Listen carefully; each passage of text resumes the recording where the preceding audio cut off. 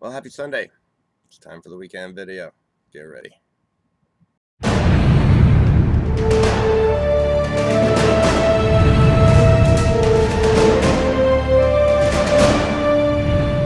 You know, when it comes to the gospel, you can actually ask a question, what's it all about? And you can actually give a pretty short, in a nutshell answer to that. It's all about Jesus, and it's about Jesus having fulfilled all. Now that, of course, is going to lead to more questions, but that is what it's all about. It's all about Jesus, and he fulfilled all. See, the scriptures, what you find in the Old Testament, that's the only place you're going to find scripture. You're not going to find it in the New Testament. But the scriptures, they were all about Jesus. They weren't about anything but Jesus. And I'm not the one who originally said that. Jesus was. Those are his words. So, and the fact that Jesus fulfilled all, he filled all of the scriptures. And he fulfilled everything that was prophesied in those scriptures. He fulfilled all righteousness. And meaning he also fulfilled the sacrifice that took the sin of the world away. He fulfilled everything so that the law would pass away. And in order for the law to pass away, he fulfilled all prophecy. And he fulfilled all of it in his ministry, death, and burial, and resurrection at the cross. Through the work of the cross, his death, burial, and resurrection, everything was completed. Nothing was unfilled. Nothing was left to be fulfilled. I've heard people say that they see in the scriptures, in the Old Testament, where Jesus was prophesied, or not Jesus was prophesied. They say where they see that Paul was prophesied about, or that Peter was prophesied about. Nobody, the Old Testament scriptures weren't only talking, they were only talking about Jesus. They weren't talking about you, not about me, not about Paul, not about Peter, not about Joseph, nothing. The only thing that had to be fulfilled from the Old Testament was Jesus. And he had to fulfill them. I've heard people say that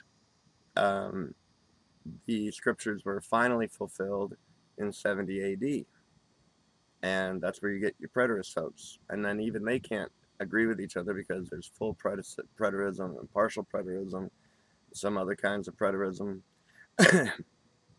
And that's not true, because if something was left to be finished in 70 AD, yet everything else was fulfilled up to and including the cross, that left something unfulfilled.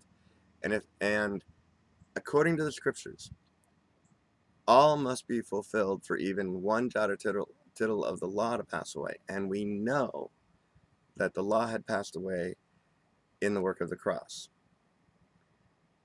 And even Paul was talking about how all was fulfilled in the work of the cross. The law was taken away in the work of the cross. And if the law was taken away, it wasn't just a jot or a tittle, it was the whole thing. That means everything had been fulfilled. And Paul started preaching about that just a few years after the cross, long before 70 AD. And then I've heard other people correct me or make statements that actually it was fulfilled in 66 AD. No, sorry. Long before 66 AD, Paul was saying that the law was completely taken away. He was also saying that all was fulfilled. And that was long before 70 AD, long before 66 AD. But we know from Jesus' words that not one jot or tittle of the law can pass away until all is fulfilled, meaning all scripture, all prophecy, all law. So, again, what's it all about? It's all about Jesus. It's all about the fulfillment of all. And the scripture were all about Jesus. The scriptures were all about Jesus. It was never about a physical temple. It was never about a me or a you or Paul or Peter. None of us were prophesied in the Old Testament. That's not what the Old Testament was talking about. The scriptures spoke of Jesus. Those are his words. And if you listen to what Jesus says about the scriptures and how they are to be fulfilled, you can take his word for it. Everything was fulfilled through the work of the cross, by the work of the cross. By the time he had been buried, died, buried, and was resurrected. It's all about Jesus and the fulfillment of all. And that's good news, folks. It's revolutionary, I know. Have a revolutionary week.